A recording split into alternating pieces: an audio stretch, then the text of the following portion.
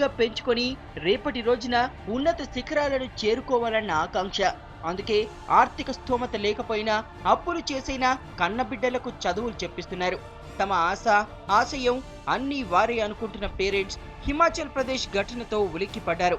News channels లో breaking చూసి విజ్ఞాన్ జ్యోతి కాలేజీకి పరుగున చేరుకున్నారు. బిడ్డలు క్షేమంగా ఉండాలని మనసులో ప్రార్థిస్తూనే వారి యోగక్షేమాలు తెలుసుకోవాలని ఆదుర్దతో కాలేజీలో ఎంక్వైరీ చేశారు.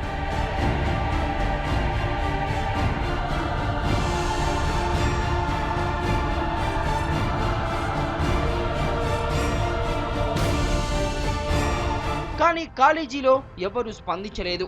కనీస సమాచారం ఇచ్చే దిక్కు లేదు. అంతే, కన్న ప్రేమ ముందు ఏదీ పని చేయలేదు. కట్టలు తెంచుకున్న ఆగ్రహంతో ఊగిపోయారు. తమ బిడ్డల ఆచూకీ ఇవ్వలేదన్న ఆవేదనతో కాలేజీలో ఫర్నిచర్ ధ్వంసం చేశారు. ఎవరు అడ్డు చెప్పినా ఆగలేదు. కడుపు మంటను తమ నిరసనతో తెలియజేశారు.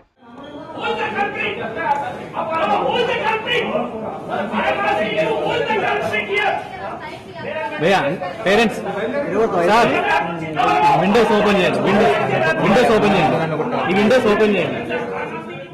ఒక్కరూ స్పందించట్లేదు.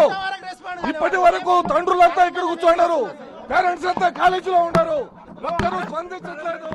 మేనేజ్మెంట్ పేరెంట్స్ గురించి పట్టించుకుంటలేరు. ఆ రూమ్ చేసిర్రు, ఏది ఆడికి రమ్మంటారు, ఎయిర్పోర్ట్ కు రమ్మంటారు. ఇప్పుడు ఎయిర్పోర్ట్ కోసం ఎవడు బాధ్యత? ఆడ నా ఫోన్ నెంబర్ ఇస్తా చూస్తాది అని మాట్లాడతాడు. ఇక పరిస్థితి చేయి దాటే ప్రమాదం ఉందని గ్రహించిన ఉన్న కొద్ది మంది కాలేజీ సిబ్బంది మెల్లగా అక్కడి నుంచి జారుకున్నారు. పోలీసులు నచ్చజెప్పడంతో కాస్త శాంతించారు పేరెంట్స్.